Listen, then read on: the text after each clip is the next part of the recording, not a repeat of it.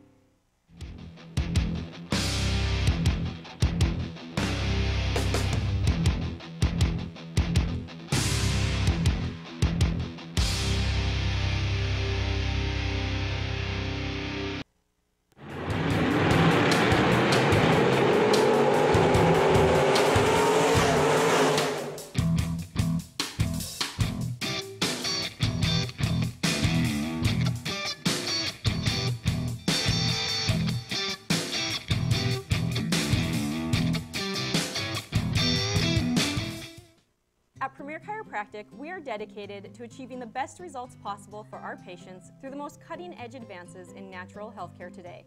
Improving movement, function, and health, improving life. Call to schedule your appointment today.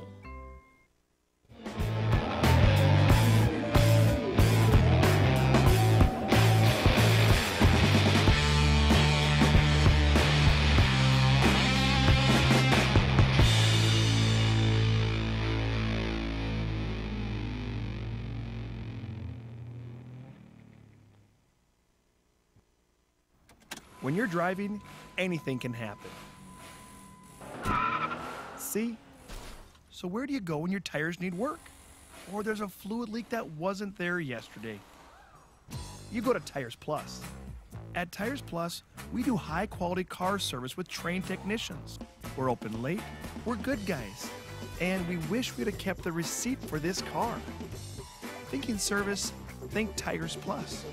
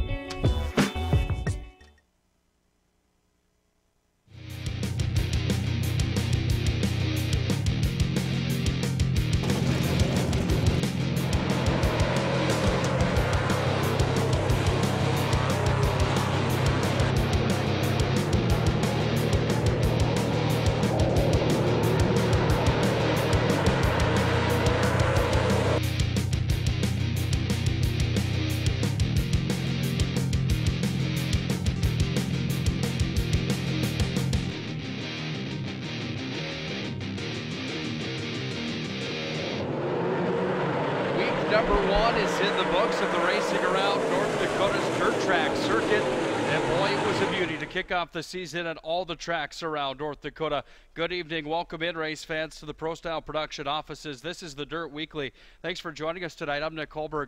On tonight's show, we're going to go back to the highlights from last week. We've got more Darn TV Power Rankings, which were a huge hit. We've got our correspondents around the state of North Dakota talking as well. We've got all the recap of the winners from last week as well. But first, let's bring in our co-host tonight. It's the legend Larry McFall and Mr. Lindsay Lawson. Gentlemen, welcome back to the show. Thanks for joining us again tonight. What an opening night of racing all over North Dakota and a handful of tracks kicking things off.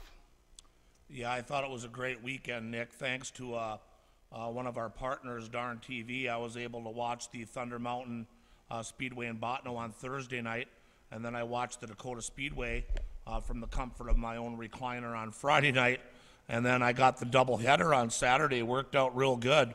The Estevan Motor Speedway finished up right when the Southwest Speedway in Dickinson was just going into their heats and their sport mods. So I got to watch a lot of racing. I know Lindsay was there as well, and so were you, Nick.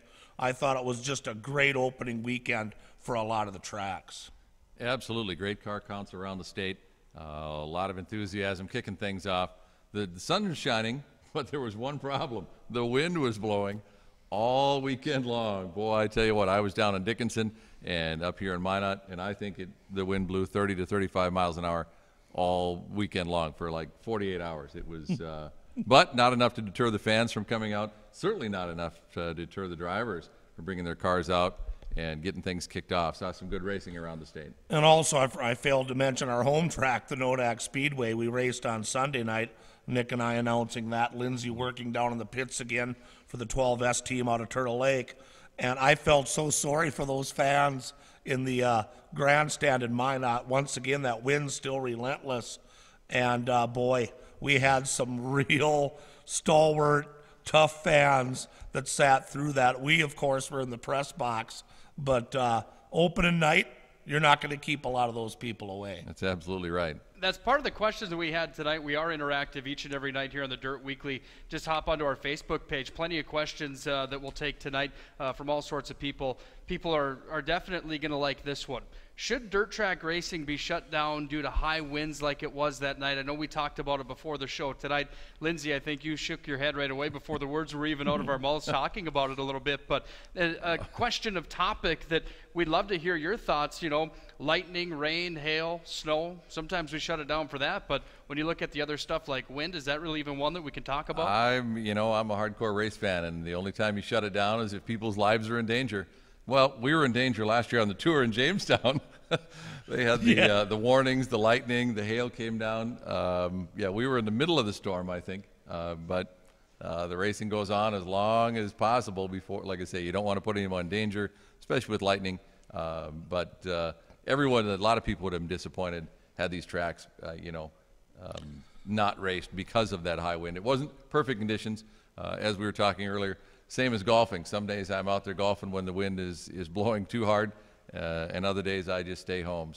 But I'm glad the course is open and I can make my choice. Larry, for you, is there any question of shutting this thing down if the wind's too bad? It's a tough call because obviously racing, I always harp on the history of the sport and thinking the history is so important.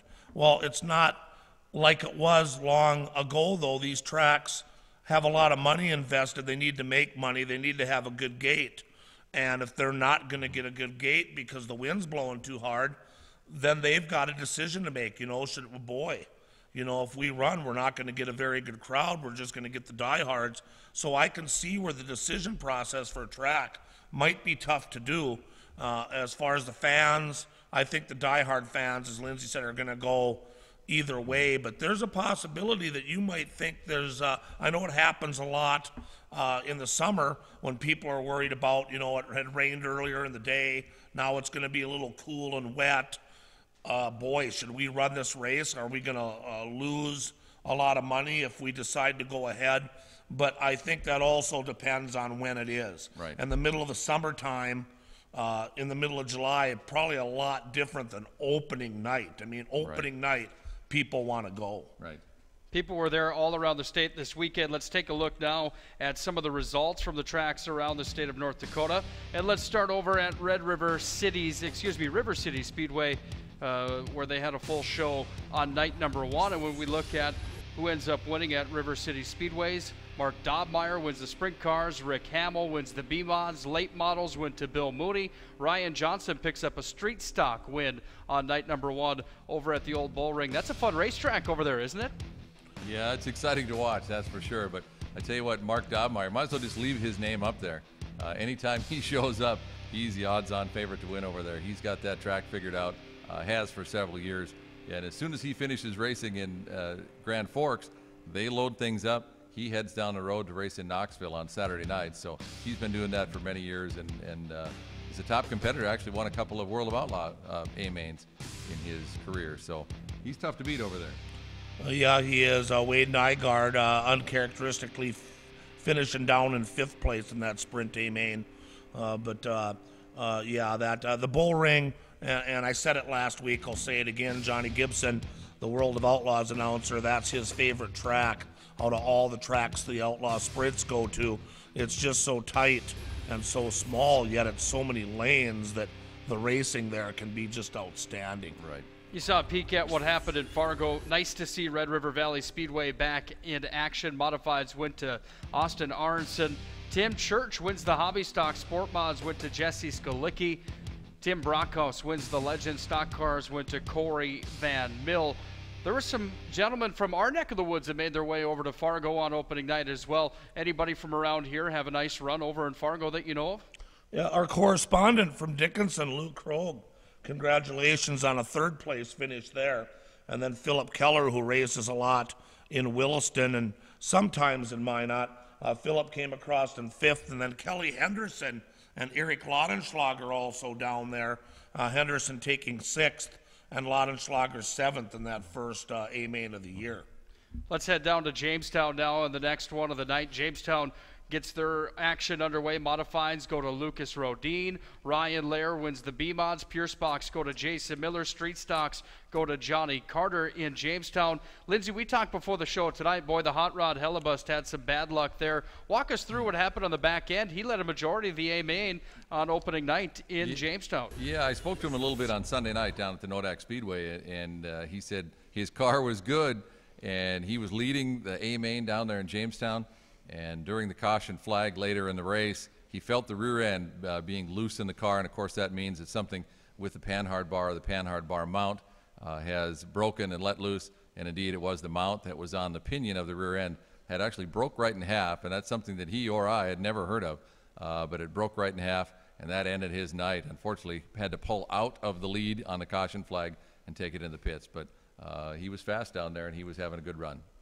Tony Marsh in 15th in that A-Main as well, electing to travel across the state from Dickinson on race night to go to Jamestown, and Marlon Seidler of Underwood with the 4th place finish there, Nick. Marlon Seidler had a nice night at Mandan on Friday night. I had the pleasure of calling these races at Dakota Speedway. It was the big show, however, that won the modifieds. Jason Walla, he led every lap of his heat race. He leads every lap of the main event. Walla takes it right to victory lane. A pair of Michelsons win the street and hobby stocks. Casey Martin wins the Legends. Sport Compacts went to Jason Berg. You'll see the highlights in a moment. Some nasty wrecks down there in our maybe worst of the week. A big one in the stock car division. But no real big surprise here, though, that Jason Walla was the top dog on Friday night down in Mandan. No, he's put in some nights down south. He was able to race a little bit down in Arizona and a few other places through the Midwest in the off-season. Our off-season up here anyway. He was fast at the end of last year, well, all through last year, and still fast right out of the box as he gets back to racing here in North Dakota. The interesting thing about leading every lap, that's only going to happen on a race where you get to draw for your starting position. Usually now, since he was the winner, he would, with the point average, the way IMCA sets it up, he's not going to be able to start up front, and he'll probably start 3rd or 4th row at least in his heat race. Pretty difficult to get out there and lead every lap, but I have no doubt that he will be down there next week and may end up winning his heat race in the A-Main again, regardless of where he starts. He was fast. He was fast all weekend long. A few of those guys, Larry, I know that we had talked about that were at the top of that Darn TV list. They had really successful weekends. Yeah, and there in Mandan, Jeremy Keller taking 2nd, Marlon Seidler with the 3rd place finish. The dark horse Travis Hagen was in 4th, Minot Spencer Wilson in 5th. There was a lot of talent out there on the track the night that you were announcing down there, and everyone was ready to go, and I thought that was a real good race. They had 3-4 wide there on the track. Hats off to the Dakota Speedway track prep crew, as that track was very, very racy that night as well. And that was hard to do with that wind. I mean, that wind started on Friday and went all weekend long. So I thought it was some outstanding racing that I watched on Darn TV there from Mandan. I know you had the pleasure of watching Southwest Speedway as well. The following night, Southwest Speedway, goes to Jason Wall and the modifieds again. Boy, he had that thing off like a rocket all weekend long. Zach Frederick, who had success back in Mandan on Friday night, wins the Street Stock Sport Compact, go to Jason Berg. And how about Kelly Henderson in the Sport Mods? He's up for one of our best of the week with an excellent pass where he cut right through 2 cars. You'll see it in the highlights coming up, but a huge win for Hollywood Henderson in that Sport Mod division. Absolutely. We had, or I should say that Darn TV, I'm going to pass the buck on this one, the Darn TV power rankings. Here comes the boss. Here comes the boss. He did not, was not in those rankings, and I had talked to him a little bit after the show. And he said, well, there's some motivation. And I'll tell you what, that's the first thing I said to him. I was down there in Dickinson in the pits, and when he rolled into victory lane, I said, how about that for motivation? And he had a great run. He was in 5th place with 5 laps to go, and he sliced his way through the pack, made a last corner pass, and split those guys in 1st and 2nd and took home the win. So excellent race. I'm going to give him the nod. He's on the power rankings going forward now from this week. The hometown hero down there, Luke Krog, our correspondent, got into Robbie Roselli in front of the grandstand, on which there is technically the back straightaway, and both cars not able to continue. And would have been nice to see how that would have played out with those two cars out there as well. And a good run by the 12S down there, too. Of Isaac Sondrel had a very good run. Lindsay from 11th to 4th. Yep, good run. Yep. On to Estevan now as we go north of the border, and they open it up with Travis Hagen in the modified division taking the main event of the night. Boy, the dark horse was quick all weekend as well. Hobby stocks go to Zach Lutz in that NDSU Bison machine. Nice to see him park that thing back in victory lane after being in a sport mod all year last year, down into the hobby stocks now. And then Greg Mann in one of my favorite looking cars I've seen the entire season with the flames on that 95 machine, I want to say it is. He parked it in victory lane after he got around Cody Shope at the end of the race there. But Estevan, another exciting night of racing and a beautiful night up in Saskatchewan. Yeah, boy, you know, I feel so sorry for Cody Shope. Keep an eye on him this year. You know, he had a, for those that don't know, and I'm sure he doesn't like talking about it so much, but several years ago he got in a real bad vehicle accident, and he was laid up for a long, long time and has been battling all the symptoms of concussions now for quite some time. Actually advised not to get back in a race car, but to him, that's his life. That's what he loves to do. And so he was back in full force, and he was leading both of those races, the stock car A-main and the modified A-main, till the last lap. Man got around him in the middle of 3 and 4, and then I think in the feature race, Hagen might have maybe got him. I can't quite remember where it happened. I think it was the back straightaway. But Cody Shope could have easily won both of those A-mains that night. So hats off to Lampman, Saskatchewan's Cody Shope. He did a great job. Hungry for a win after that, absolutely. Let's move on now to Devil's Lake with only 2 more on the schedule here as we look at the standings or the finishes from week number 1. And the winners, Pure Stocks and Devil's Lake, went to Brandon Miller. The B-Mods went to Logan Salazar. Tina Person wins the mini trucks. The Hornets go to Trevor Paulson. And Kyle Dixoff wins the street stocks. Overall, a nice run for everybody that wins night number 1 in Devil's Lake. Nice to see them back on the schedule, and of course a place on the map that usually runs some sprint cars and some different stuff. Not exactly familiar with the mini trucks here in the 2017 season. Yeah, they've got a real variety of cars that run down there throughout the year. They like to spice it up, give people, the fans, a lot to look at as they go through the season. I've been down there several times with the NOSA Sprint organization out of Grand Forks. They'll come down there and race, and my brother and nephew, Greg Nikatanko, some of the local sprint car drivers go down there. Fun little racetrack. They've got a neat setup down there. They actually have a steakhouse right attached to the grandstand. Basically, you can wander down the steakhouse, order a steak, sit there by the big windows and watch the races as you're enjoying a nice dinner, indoors, air-conditioned. How do you beat that? How do you beat that? Well, that's what we need out here. That's when, Larry, you mentioned that Roy Boy's going to come out and do some grilling for us. We should hire him for every single night that we do this. That sounds like more fun. We're going to have Roy Boys chilling and grilling here some night, hopefully in June. The 7th extravaganza birthday party would be the best. But, yeah, Devil's Lake, I personally have not been there for a race yet. They run on Saturday nights, and Williston's every other Saturday. Of course, I go out to the Williston Basin Speedway. So, but, boy, did you say you can watch from the windows? Oh, absolutely. Okay, because I would miss every race then if I'm in the steakhouse yelping down T-bones. Speaking of watching from the windows, Larry and I had the call of the Nodak Speedway on night number 1. Lindsay was down in the pits, and boy, a big topic of conversation, something we want you folks to interact with on us on our Facebook page tonight. What do you think of the reshaping of Nodak Speedway? In my mind, this created one heck of a night of racing. Robert Hellebust would say the same. He ran away with the modifieds. Nathan Burke wins the sport mods. Joe Flory edges out his son Dalton in the stock cars. And Vance Tomlinson gets it done again in the hobby stocks. No real surprises here on the winner's bracket, but kind of like Larry mentioned just a moment ago, there was plenty of talent at Nodak Speedway on Sunday night and plenty of guys that were looking for wins at the Playground of Power. Excellent night of racing. What did you guys think of the reshaping of the racetrack? You know, when I was there for practice day, I talked to a lot of the drivers, and they said, and by no means am I a driving expert, I've never even been behind the wheel of a car, they said they couldn't quite go into the corners as hard. You had to be a little more careful, but it seemed to, what the club was trying to get was more lanes And it seems like the old high bank plans from the 70s at a lot of tracks around the country have decided they don't necessarily need that big bank to keep cars in. And I think it also, I don't think any car go off of number 2 like they did in previous years and go off the back and then try to get that left wheel back on and enter back up, which caused a lot of accidents in the past. I honestly can't remember that happening the other night. We had some stuff going into 3 and off, but I think the major goal of what they did this for, it actually worked. Well, yeah, all of those things, yeah. And they took approximately 3 feet off the banking around the track. It was a little bit more or less in different areas after they had the track surveyed. And what it did is by taking that banking off, actually widened the track out by about 8 feet. After practice day, they found out that they didn't have enough banking on the top of the track to have a good, consistent high groove.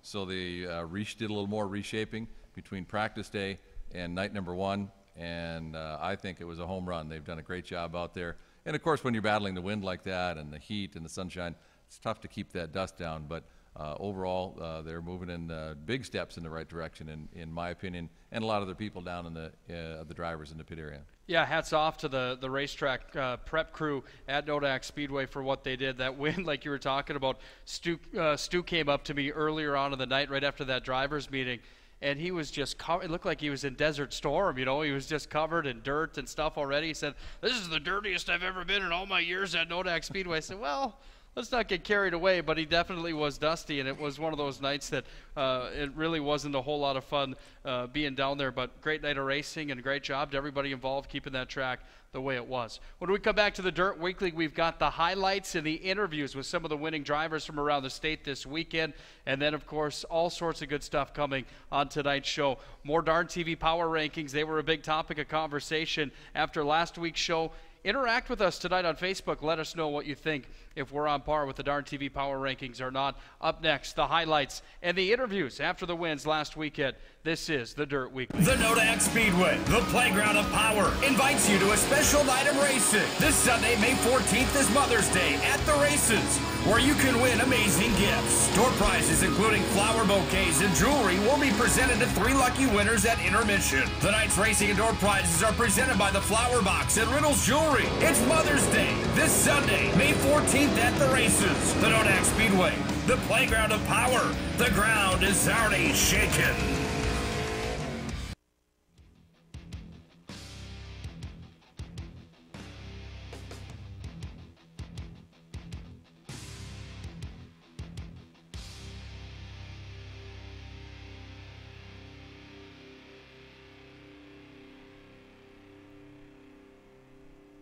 Back on the Dirt Weekly for week number 2. We're live at the Pro Style Production Studio south of the beautiful Minot, North Dakota. A look from inside the studio here. Boy, this place is really special, isn't it? We're taking off with it on the Dirt Weekly. Lindsay, you're looking around wondering, you know, if we're safe, but I think we are. We should be good inside of this steel Quonset that we call our own. Oh, so you attempted, you wanted to show the roof of the 2 lights. Well, I thought it was a cool look from back here. Oh, okay. Yeah. Why don't you just be quiet up there, Larry? Let's get to the highlights of the weekend. And when you watch these highlights of the weekend, take a note to yourself on the best and worst of the weekend. Definitely part of our conversation tonight with the best and worst as we get through week number 1. And boy, there's a wreck that you're going to see coming out of Mandan that definitely wasn't good. But let's get to the highlights now. This is what opening night around the state of North Dakota looked like here on the Dirt Weekly.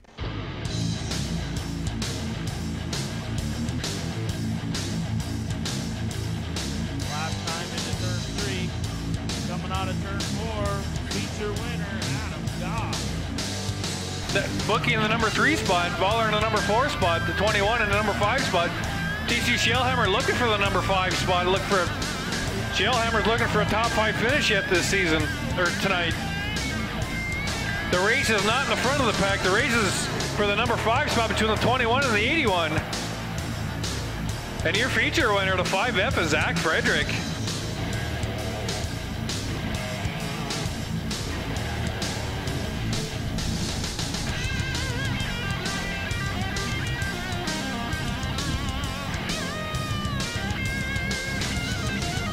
White flag for the number 27 of Jason Big Show Walla. Jay Tully's number 2 spot. Number 3 spot's Eric Berwick, the 1H of Jeremy Sorensen, and your top 5 finisher, the 019 of Travis Solheiser.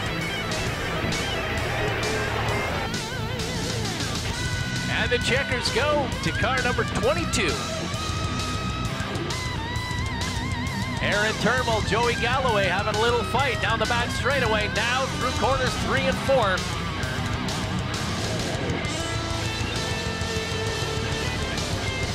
White flag is out. Picking up his second heat race win, this time in a modified, the 02 in a brand new car. Just finished getting it together last night. That's Cody Shope. White flag is flying. Shope pushing it up high. Greg Mann down low. Down the back straightaway. Mann out in front by a half a fender. And Shope slingshots past him. Slides it up high. Out of corner number 4. Look at this. Number 95. Greg Mann with the win. Travis Hagen, your leader. Then it's Joey Galloway and Cody Shope. And the 21 of Aaron Turnbull.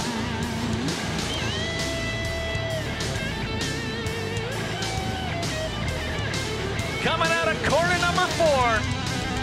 He worked hard for it. It's well-deserved. The 14T, Travis Hagen.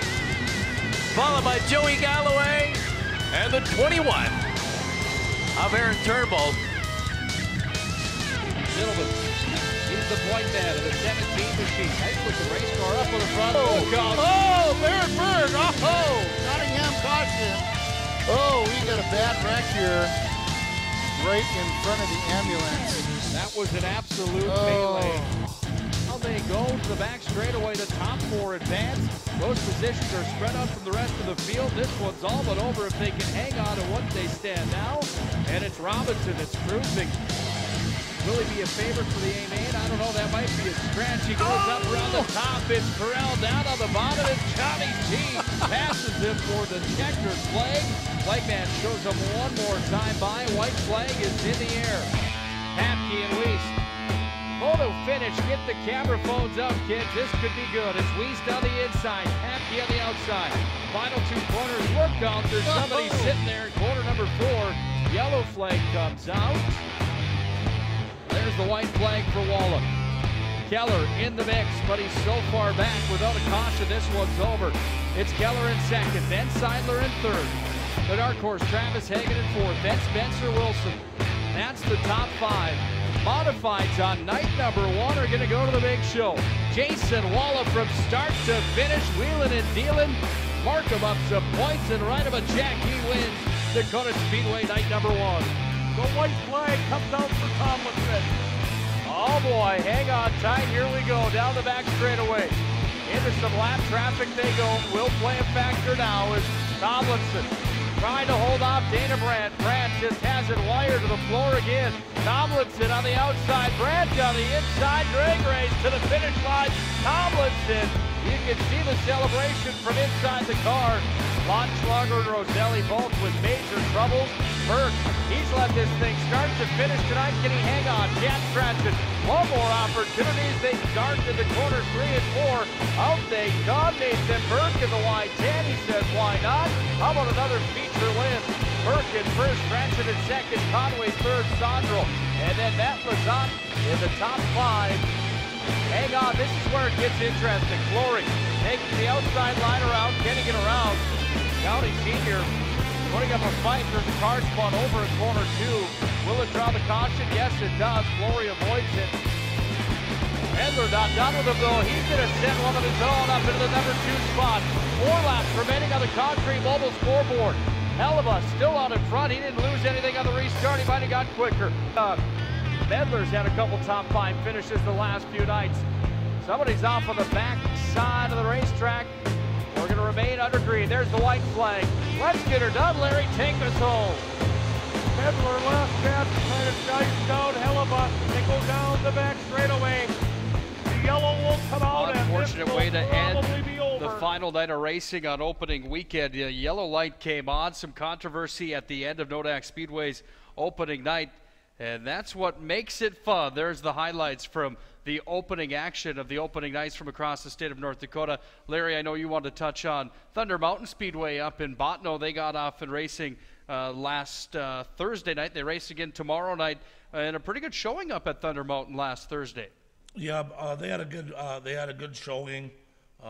They don't race this week. McLean County Speedway opens up this Thursday night in Botno, running every other week. We had I hope I get this right, Julie. Julie DeZiel commented, how about Thunder Mountain results? Well, my race pass that we get all the results off of did not have anything posted on Thunder Mountain Speedway yet. I don't know why that is, but Darn TV did televise it. That's how we got the highlights. And Robbie Conway did win the Sport Mod A main. Other than that, I don't know any of the results. Brandon Beater is part of our staff here and was going to be on again tonight, but he's also the president of the Nodak Race Club. Something came up again tonight, so Brandon had to kind of leave unexpectedly. He was going to talk about the races up there, so Julie, that's why we didn't have that on any earlier. Dallas Rice is watching. We want to say hi to him as he interacted with us on our thread on our Facebook page. He's watching it with his new fan. I guess he took the big tire home with him, or either that or the car took the big tire. Car took his the, race, yeah. Yes. His race car sure looked nice at the start of the night, but well, that segues right into maybe we have a new segment, the post of the week. Actually, after the races, Dallas had a funny post on Facebook. Tractor Tire 1, Dallas 0. Season can only get better after this kind of night. So he had a good one there. My favorite of the week, Kelly Henderson. He stepped on my wiener in the heat race and spun out. Well, that's pretty honest. I mean, that's but he had a good run, started 20th, finished 7th in the A main. So the car was good once again, but that's going to happen. Out there you get a dry, slick track and you're pressing hard. Things are going to happen. It's so interesting with social media these days, and I had a conversation before Sunday night's races with John Flory, who's entering or is now in his 32nd year of racing here in his racing career. The social media thing has changed the world so much, and just the ability to watch these races all over the country, not just in North Dakota, but all over the country as well. But looking at Dallas Rice, for example, he had pictures of that race car, how they had that thing torn down. It looked like it was, you know, a Lego set that they were going to put back together. And the very next day, boy, they did some cranking on that race car. It almost looks like brand new, but just goes to show you right there how much time really goes into these race cars away from race night. Yeah, absolutely. It's a second job, that's for sure. And some of these guys that have an aggressive race schedule where they're going to race 2, sometimes 3 nights a week, there's an awful lot of maintenance. As they always say, Larry, the races are won in the garage, not on the racetrack. And those guys certainly do put in a lot of time. Our correspondent Corey Litton also watching tonight down at Duffy's Bar in Fargo. So how you doing there, Corey? Actually working. Yeah, I think he might be working. I don't think that he'd be partaking in any alcoholic beverages, but Corey, the announcer in Jamestown, by the way, and West Fargo, is watching us as well. So we want to say hi to Corey as he interacts with us here on Facebook.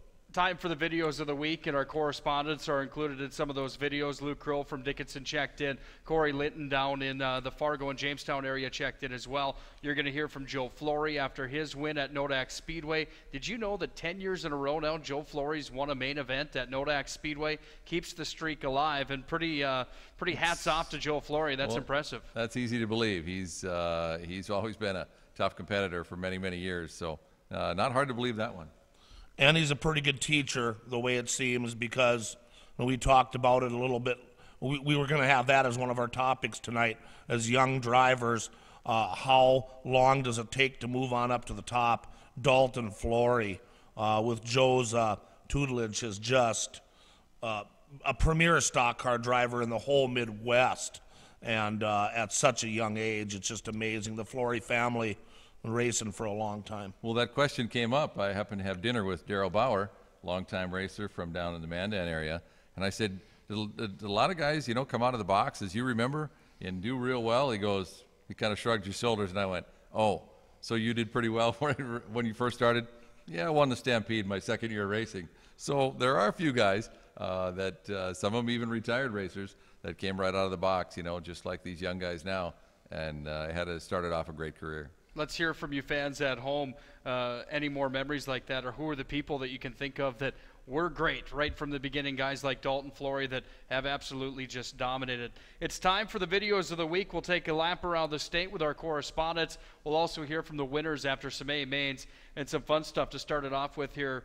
The legend himself, you got a new haircut, Larry. It looks fantastic. I love how that thing looks. Well, thank you, Nick. Yeah, I didn't get my hair cut for almost 2 years. I had it way down the small of my back. I like long hair. Everybody knows that. But they don't sell no more tangles anymore. And so, I mean, when you got a rake on the back for 30 minutes every morning before you could even go anywhere, and then it's a little embarrassing when birds are living in there. So I actually thought hair and makeup gave him a wig. That's really yours? Yeah. Oh. So the haircut I got for last week's show, I mean, it was like the little Dutch boy all the way if I wouldn't have wore a cap. I mean, Nobody knows what that is anymore. Well, just Google little Dutch boy paint and you'll see. So I had to go get a second haircut last week to try to get rid of the Dutch boy look. So here I am. It's a little too short for me, but it'll grow back. Did they warranty the first one? No, there was no warranty. Oh, okay. No. It was kind of like pretty much all your auto dealers. It was once they see your tail lights, your haircut warranty is gone. Here we go around the state. Here's the videos from week number 1. Well, she didn't take anything off the top of the side, so it hang down to here. I looked like the little Dutch boy on the paint can. So I went in and got another cut from Steve Moser. I'm here at the Skalicki Racing Shop here in West Fargo, North Dakota for the Dirt Weekly. My name is Corey Litton. Of course, we had a great opening week for racing out at the Jamestown Speedway and the Red River Valley Speedway, picking up the wins on Cinco de Mayo, the 50th anniversary opener for the Red River Valley Speedway. 99 cars on hand, by the way. The winners in the hobby stocks, defending National Rookie of the Year, number 21, Tim Church. In the sport mods, Jesse Skalicki in the 3S. The legends, Tim Brockhouse. Stock cars, after taking a year off from heart surgery, Corey Van Mill picked up a very popular win out there. And then the modifieds, Austin Arneson picking up the big win in that 10 car. Next week, we're going to have the Fargo Force Super Stock Series. That'll be Friday, May 12th. Head on over to the Jamestown Speedway opener. 107 cars on hand that night. Bombers were won by Jason Miller in the 27, a really hard-fought win. Midwest Modifieds will be the 10 of Ryan Lair. Slingshots, the junior slingshots, were won by the 84 of Jacoby Trout. He started dead last to win that one. And in the seniors, the 2-star of Cole Babcock picking up the win, the senior slingshots. Street stocks, Johnny Carter in the 46 picked up another big win at the Jamestown Speedway. And the modifieds, the Nightmare, Lucas Rodine picking up the win. Next regular racing night, Saturday, May 13th. Hope to see you all there. For the Dirt Weekly, I'm Corey Litton. Hi guys, this is Luke Krogh down here in Dickinson at the Southwest Speedway. Saturday night went pretty good, a little long, but not too bad. In the hobbies, we had Jordan Binstock come home with the win with Casey Vernon right behind him. And in the sport mods, we had Kelly Henderson taking the win, and Kyle Keller showed up right behind him in second place. And in the sport compacts, we had Jason Berg, another win for him in Dickinson there, and coming in second is Chase Sloffman. In the Wissota Streets, we had a father-son duo. Zach Frederick took home the win on Saturday night, and his father Alan took second. And in the A-Mods, we had the big show, Jason Walla, picked up a sizable win there. He was kind of out there by himself. And then Jay Tooley came in second on Saturday. Dickinson doesn't have another race this coming weekend. It'll have on the 20th. They'll start back up again. That's all from Dickinson. Have a good evening, guys. Went down to Arizona and picked off a couple there, and then ran that mod tour and kind of got our butts whipped a little bit. Just didn't draw very good. And the car was all right. Lot different tracks. You know, up here we're deal with slick. Down there it's hammer down 90% of the time, and I don't know. I mean, it seems to be peaking at the right time. I mean, we're getting back home here, and tracks are getting nice and racy, and we've Jake and I got a new crew chief this year. He's good. He's got a lot of good ideas, and we argue and run out the door with whatever we got. And seems to be working pretty good. How non-excited are you to catch that lap traffic when you're just wheeling and dealing the way you are up in the front, and about 12 laps left you started having to really wheel and deal a little bit more? What was that like? You know, I don't know, we've raced a lot in the last couple years, so lap traffic has cost me some feature wins. It's definitely cost me more than it's given me, so yeah, I mean, you wonder about it, you plan for it, you watch them close and see where they're running, and luckily they were all holding their line real good, so I was able to move around and make something happen where they weren't. And I don't know, the car was so good, really. I mean, I could roll through the bottom, I could go up over the top of them. I figured we were all right, but you never know with them. But yeah, I mean, it was good. I mean, when you start rolling by two of them in one corner, I think we did that once, and so you know it was running good. For you, do you have any idea where these guys are behind you? Jeremy Keller seemed like half a lap away at certain points in the race tonight. Is that on your mind at all when you're doing this stuff and dicing and dodging through all that lap traffic? Yeah, absolutely. I actually, you know, you swear you could. The problem with lap traffic for me is I always think I hear somebody getting close to me. In reality, it's just the cars that are around you racing, you know. And yeah, I mean, you always wonder where somebody like Jeremy Keller or Sean Strand or Mark Dahl, Marlon Seidler, Spencer Wilk. I mean, and I know I missed some. You know, there's literally 15 cars. I guess Pfeiffer was running good. There's literally probably 10 cars on this track that you put them in, you know, 14th place or whatever, and they could come from there and win. It's a little more difficult. I don't think we had a caution. I think it went green checkered, so that makes it a little more difficult for them too. So we just got lucky and drew up front. I guess the stars aligned and we'll take it, and because the next time it probably won't be like that, so we'll take it. Nice win tonight. Best of luck the rest of the year down here in Menda. Appreciate it, thanks. That keeps my 10-year streak going. I want to feature every year for 10 years now. So yeah, I mean, and winning at Nodak's kind of a big deal, you know. Fast guys down here. For you, what was the new racetrack like? Taking some of that off the top, did you like it? Dislike it? What was your thought on it? Obviously, it worked all right. For us, it wasn't really bad. There was enough moisture there we could get a hold of something up there on the top, so it didn't really bother me. There was a couple holes that I was driving around them. It was okay. For you, bragging rights over your son Dalton, who's been dominating this class for a few years now. On the way home, do you give him a hard time now and let him have it for the rest of the week? No, I get stuck driving the truck and they crawl in the back and go to sleep. Congratulations on the win to start the year. Thank you. Here at the Hot Rod Hellebus day main win tonight at Nodak Speedway. Boy, you found the cushion on the top line there. Once you found that, you were off like a rocket. Did you know it was going to hook up for you up there? Or what was the gamble going up there? Well, during parade laps there, I was going up there, you know, before the race started, and I'm like, there's a little bit of grip here. And then I said, screw it, starting 6, go for it, you know. So I green flag drop, went up top, and there she was. And then everyone's going through the middle. I'm like, oh shit. I figured Wall would find it, and he was still going lane down, you know. I reeled them in, him and Hagen there, and Wall had to brake. That sucked. I wanted to race him. How much fearlessness do you have to have running up there close to that wall like that? It looked a little sketchy from my point of view. Yeah, I just got to be up on the wheel, just get after, you know. Win or lose, you know. I'm sick of running second, third, and fourth. It's time to get a win.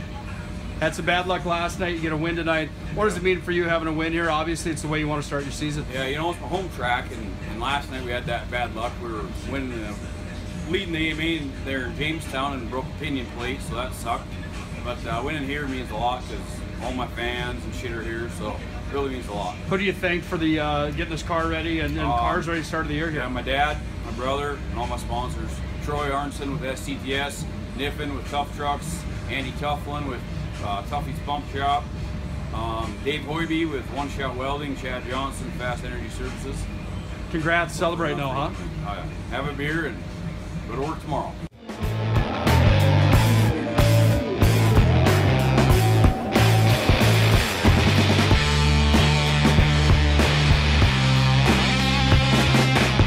The Nodak Speedway, the playground of power, invites you to a special night of racing. This Sunday, May 14th is Mother's Day at the races, where you can win amazing gifts. Door prizes including flower bouquets and jewelry will be presented to 3 lucky winners at intermission. The night's racing and door prizes are presented by the Flower Box and Riddles Jewelry. It's Mother's Day this Sunday, May 14th at the races. The Nodak Speedway, the playground of power.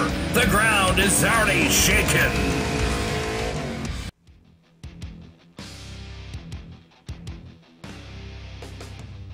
Took our lap around the state of North Dakota, the opening weekend of dirt track racing. It's here, it's upon us. You heard from some of the winners, you heard from a few of our track correspondents as well. This is the Dirt Weekly. Thanks for joining us. We're live each and every Wednesday night here at the Pro Style Production Studios. I'm Nick Hulberg alongside of Mr. Larry McFall and Mr. Lindsay Lawson. Well, it's interesting listening to some of those guys in the conversations, their words that they have after the races come to an end. You get them right in the raw emotion down there in the pits, like Hellebust, for example.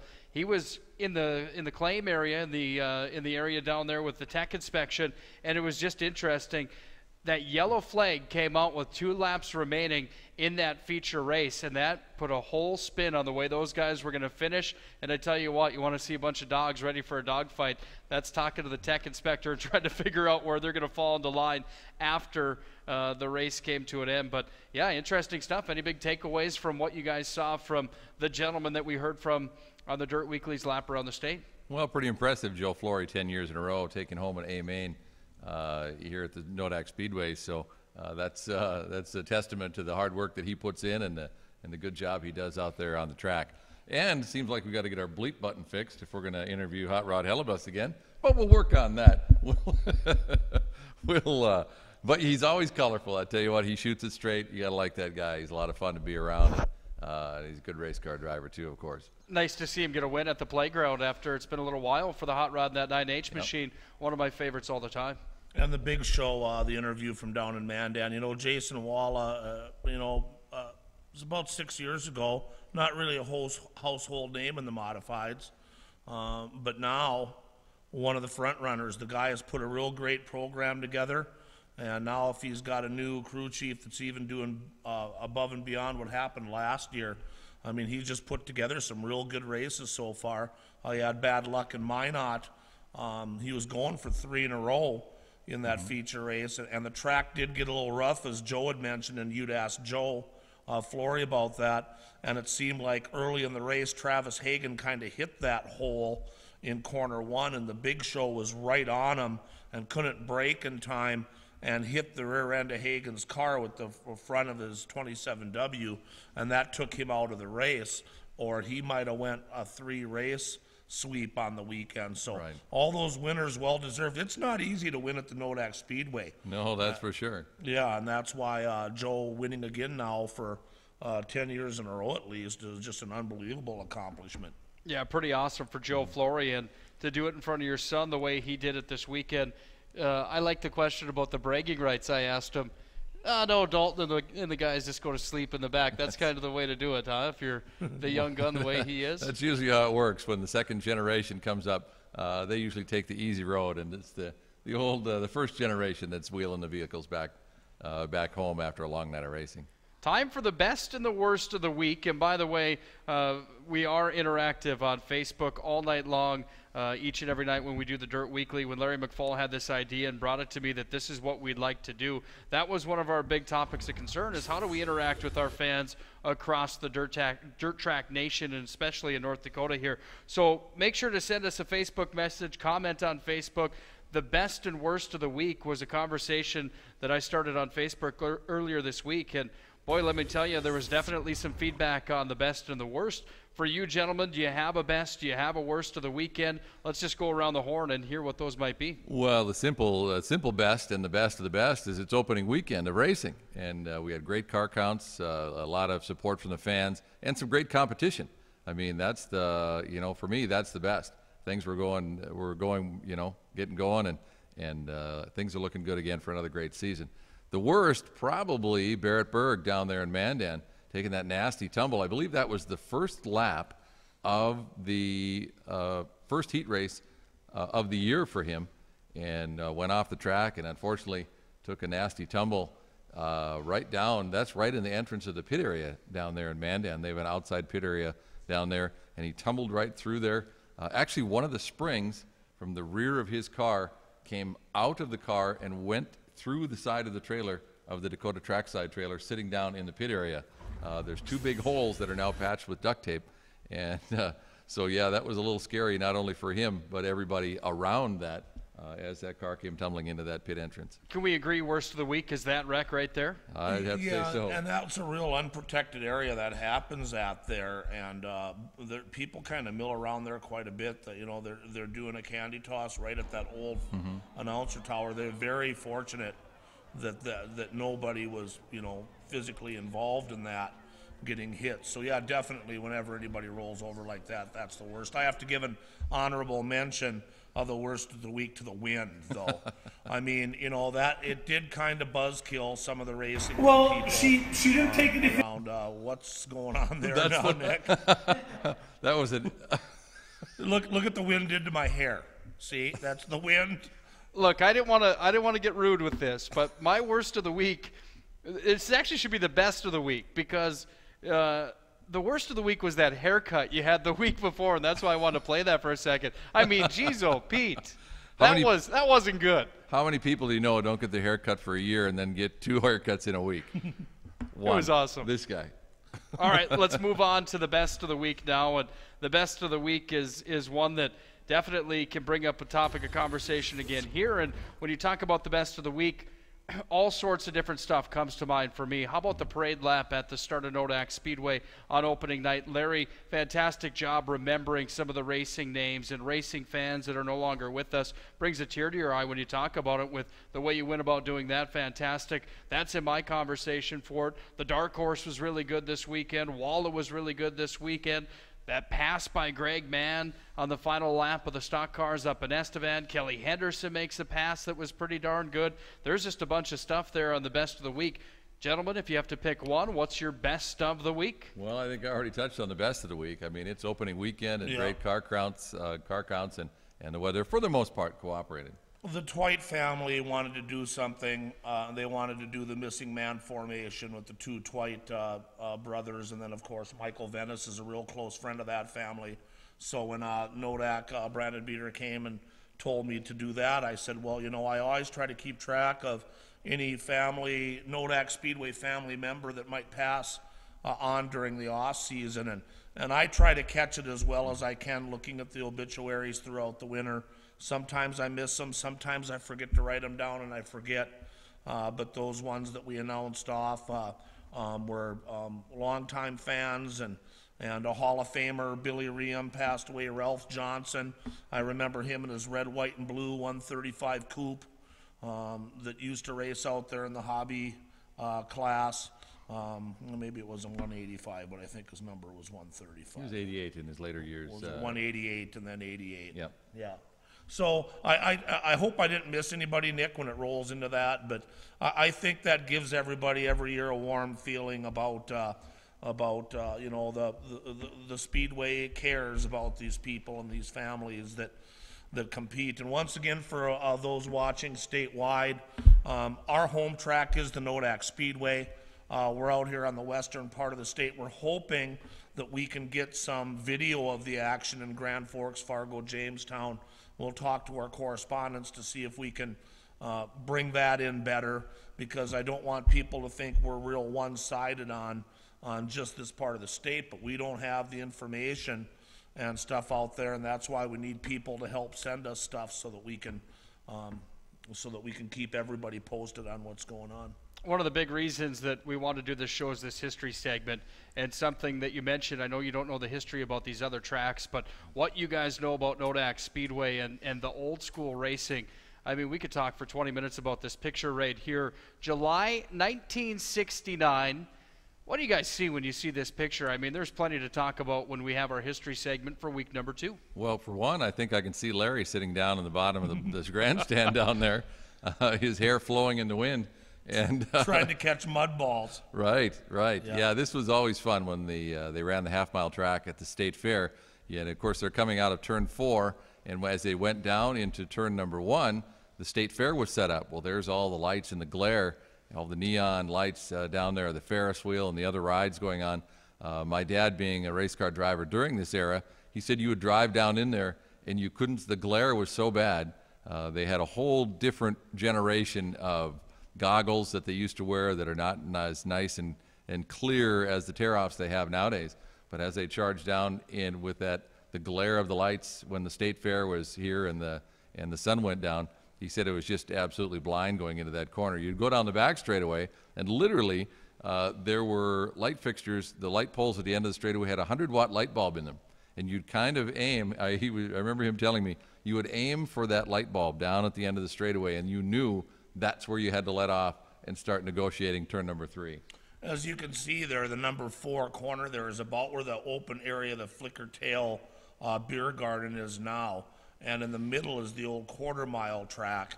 And then also for the big international race every year, they would use the half-mile track as well. They didn't use it a lot, but when they did, Nick, the speeds were so fast on that track. People that used to go to West Fargo and watch races on the half-mile there can attest to how fast this was here at the Nodak Speedway on that old half-mile track. It was very exciting. And it's something I'll never forget when the big shoes came on in.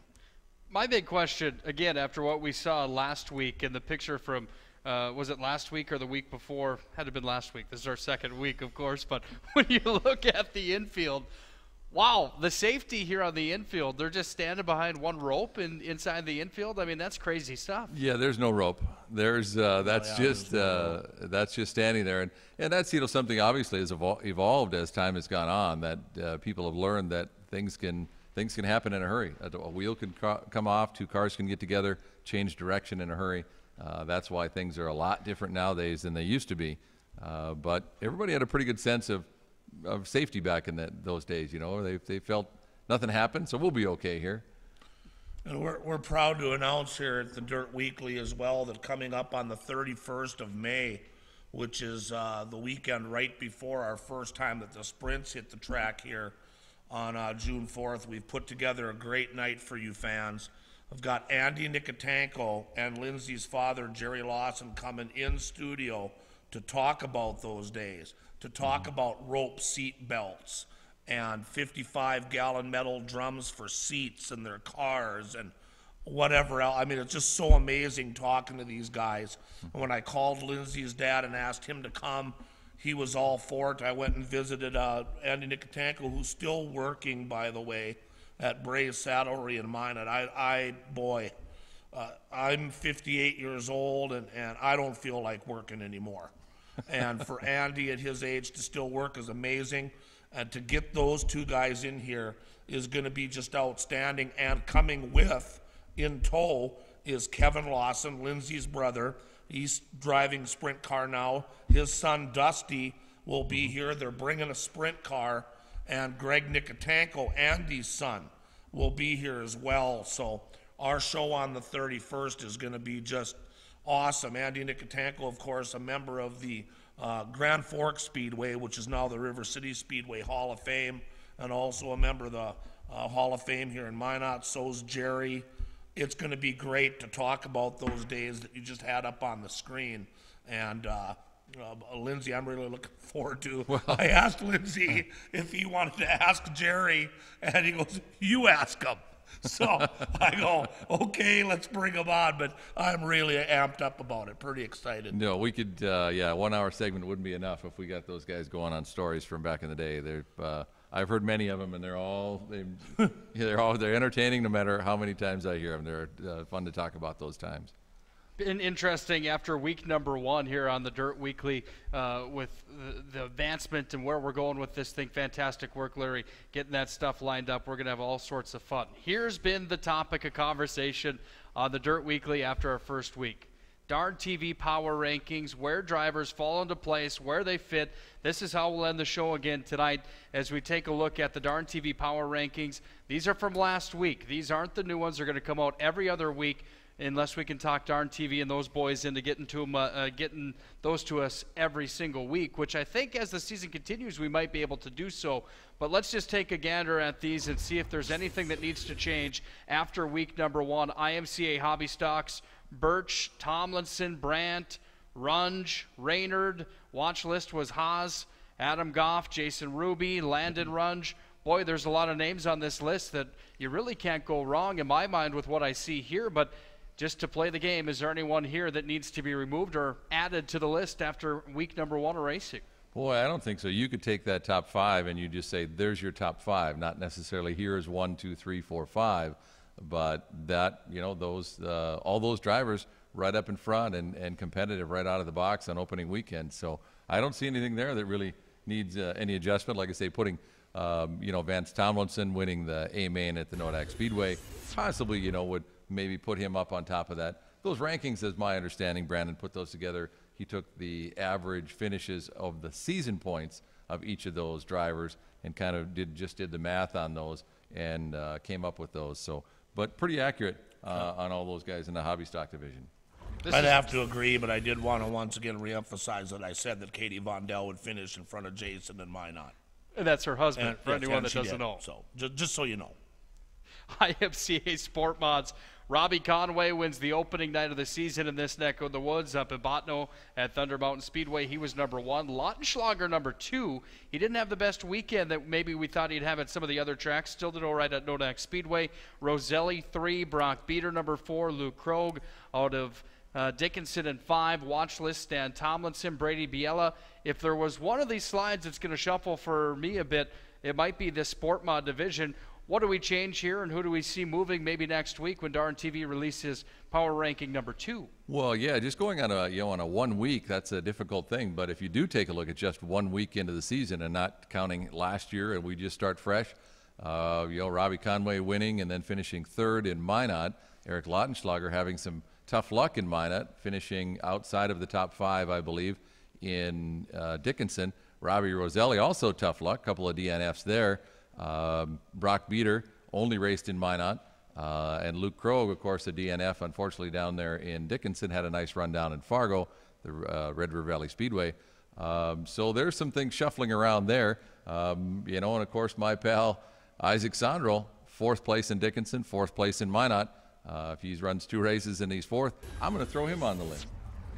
Kelly Henderson's got to be on that list too, with I think with his win down in Dickinson, and he also finished in front of Lautenschlager, one of our top 5 picks in the Sport Mods at the start of the year. He was 1 spot in front of him. Absolutely. In West Fargo as well, so that one could change maybe a little bit. I think it's such an interesting class, Sport Mods. You get guys like the hotfoot Jeff Hooker, who's been around forever, and then you get younger guys that are coming up, those Lizotte guys that I mentioned, top 5 for Matt Lizotte in the A-Main on Sunday night at Nodak Speedway. But when you go through that and look at how much of a mixing barrel maybe it is, and you can touch on that, Lindsay, a little bit more, that it really is an interesting class in that sense. It's very competitive. And we forgot to even mention Nathan Burke. He's been so successful in both the Sport Mods and the stock cars. You almost forget when he wins an A-Main because it's almost expected. Of course, he took home the A-Main the first night at the Nodak Speedway. So obviously he's on the list. I think that he was a little up in the air on if they were going to have a Sport Mod again this year, and things fell in place, and the Burke team is out there once again racing a Sport Mod and taking home the win. So, yeah, that Sport Mod class, you could shuffle that deck and run 3 races in the same night, and the top 10 would be different every time. So it's a great class.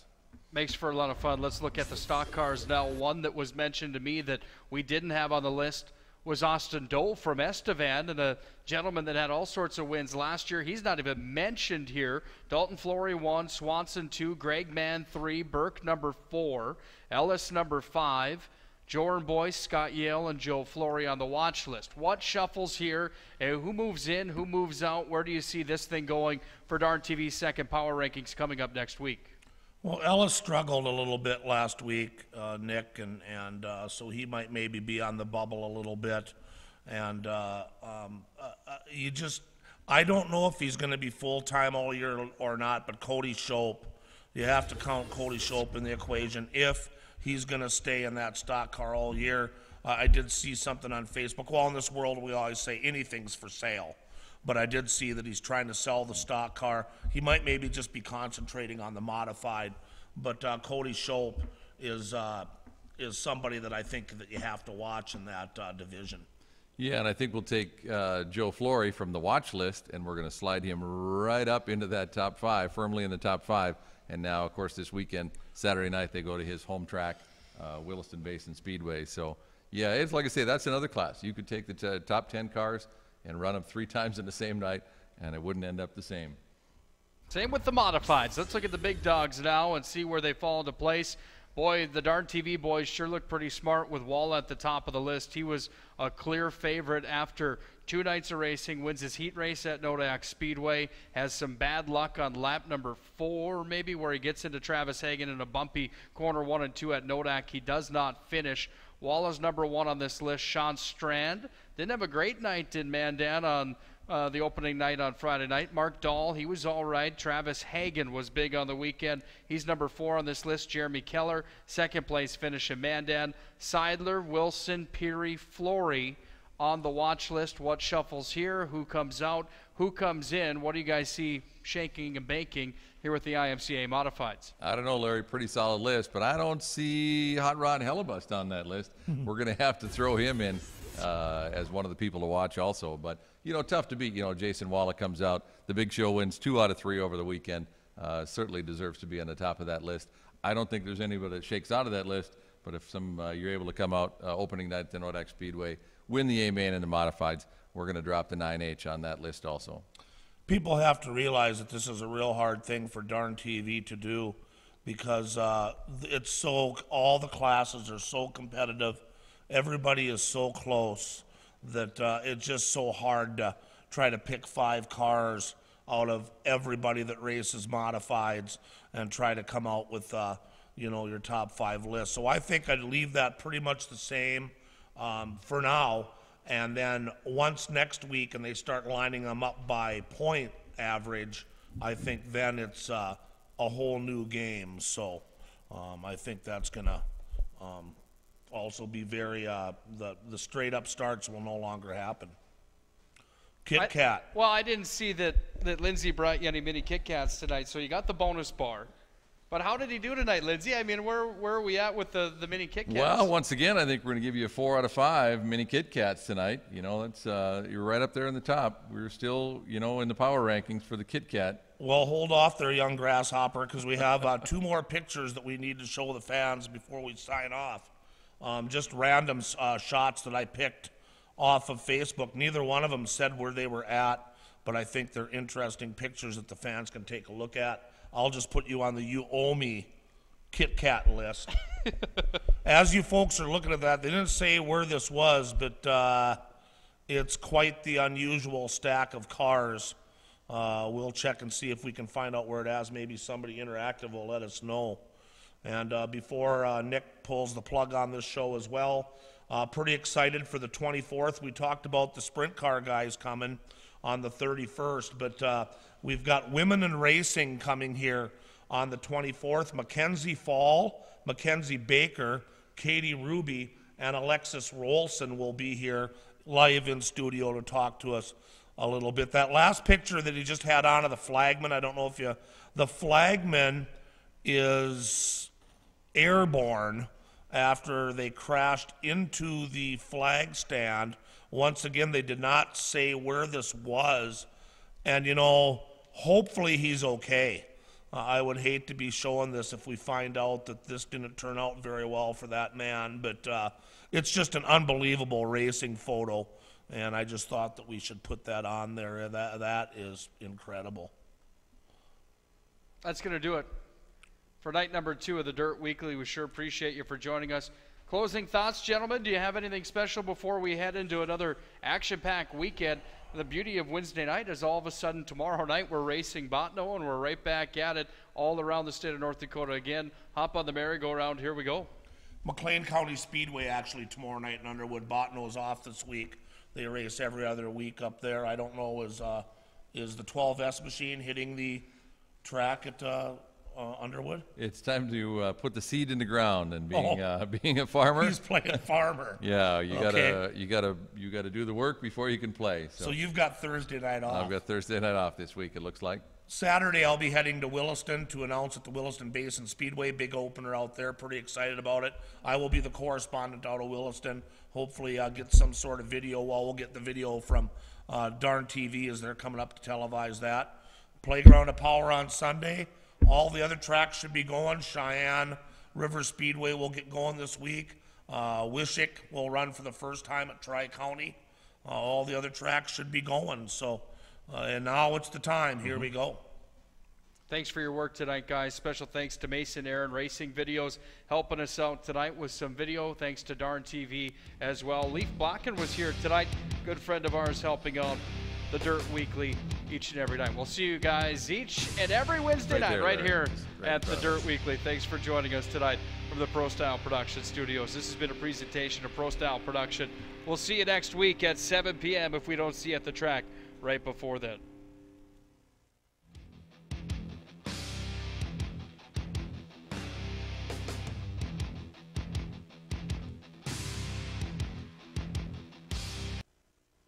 The Nodak Speedway, the playground of power, invites you to a special night of racing. This Sunday, May 14th is Mother's Day at the races, where you can win amazing gifts. Door prizes including flower bouquets and jewelry will be presented to 3 lucky winners at intermission. The night's racing and door prizes are presented by the Flower Box and Riddles Jewelry. It's Mother's Day this Sunday, May 14th at the races. The Nodak Speedway, the playground of power. The ground is already shaken.